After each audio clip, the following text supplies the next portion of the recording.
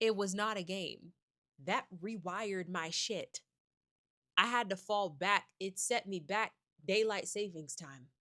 It's the realest travel video you're gonna see all day. I will now tell you the tale of what happened to me in Penang and why I never made it back to that ice cream shop. So after we finished our ice cream, we were finished wandering around, so we headed back to the hotel to chill a little bit before dinner. Now, Penang is actually pretty well known for their food scene. There's lots of food carts and street stalls and restaurants everywhere. I don't know if I was quite ready for it though. I wish I'd been more adventurous back then because some of the food in those carts was a little bit intimidating. I wish I was more up for trying new things. But we decided to stop and get some food at this Hainanese restaurant that looked really popular. We'd actually seen it the day before, but it was packed. There was no way we were getting in there. So, in my true fashion, when we got in there, I ordered a few dishes because I knew we weren't coming back. It was delicious. I got some double braised roasted pork, some veggies, and this delicious duck soup. And I know you see that I smilo on the side. Now, the food at this restaurant was delicious. I loved it. But it did not love me back. Nope. Nope. It did not love me back. When I tell you I was fighting for my entire life in existence, I was changed.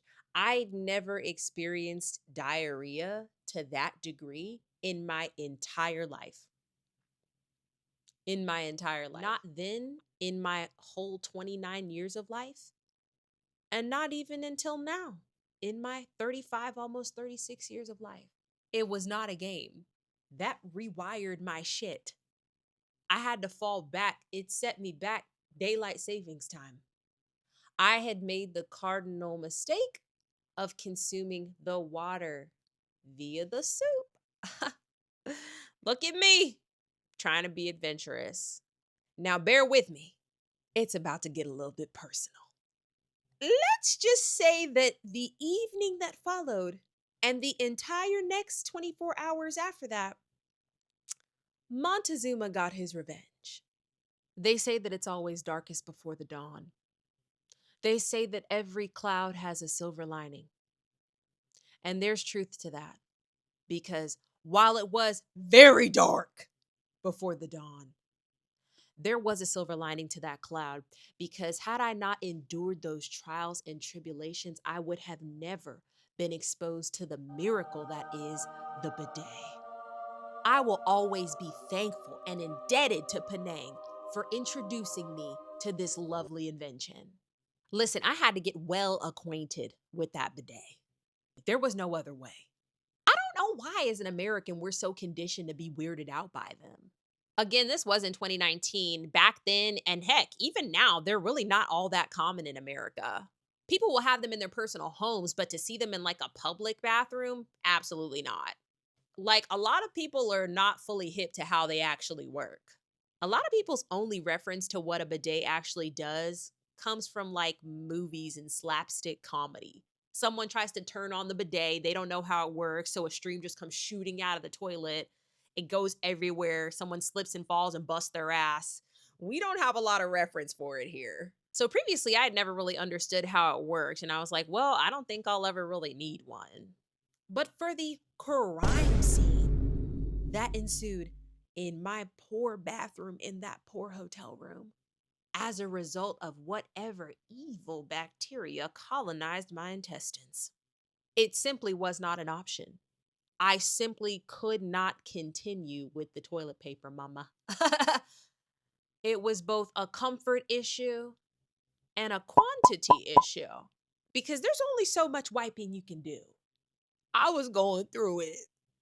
I was like, damn, there's only so many times I'm about to hop in this shower, girl.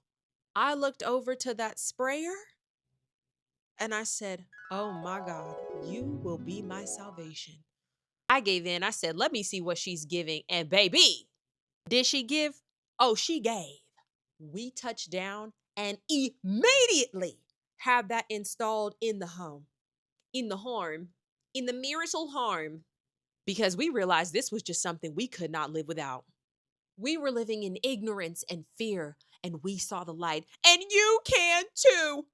I know those other countries are looking at us like, them Americans are nasty. They must stink. Even with wet wipes, you will never experience this kind of cleanliness. You can imagine how excited we were when we went to Japan, the land of bidets. Fancy, expensive bidets at that. Now, Penang helped us revolutionize the way that we use the restroom. But what is this? Honey, why is Malaysia constantly testing my knees? Do y'all think is it? I said it before and I'll say it again. I'm not Megan the gosh darn stallion. How do you expect me, girl, me down there? Me down there? Honey, yeah, I think this was in the bus station as we were leaving Penang. It's in the ground. In the ground? What do you want me to do with this? What do you want me? I have insufficient knees. I'm not, what? I don't, these legs are 10 miles long, mama. I don't know what you expect me to do with this information. What am I supposed to do with these knees? With these knees? I don't think so. It's like, girl, I'm gonna have to aim as best I can. Like, so I can't get close enough to that hole to actually get anything in there and actually be comfortable enough to go to the bathroom. So something's gotta give. It's one or the other. Listen, Penang, you go, girl. You got it, okay? But me, on the other hand, that's not something I can get behind. I'm gonna need a toilet. So, anyways, as we mentioned previously, I'm going through it. I was confined to that room for like 30 hours. I could not be more than 6 feet from that toilet. And this is why we love the Edison, because it is one of the coolest hotels. That 24-hour kitchen with free food and snacks, lifesaver. We lived off of that thing for the next 30 hours. Now, did my husband also get sick? No, no, it was just me. It was just me. It was for the best, though, honestly. I mean, I was happy that he didn't get sick because that would have been a nightmare if both of us were going through it. So thank goodness I had my husband running down to that kitchen. Honestly, it didn't even feel bad. It's just that I literally could not leave the toilet. Like, I could not be more than 10 feet from that toilet. But you know what? It honestly ended up being kind of okay because the show The Boys had just premiered. Minus the traveler's diarrhea, that next day was perfect. So it decided to get all rainy. We were super cozy. We had this lovely hotel room and a full season of The Boys to binge watch.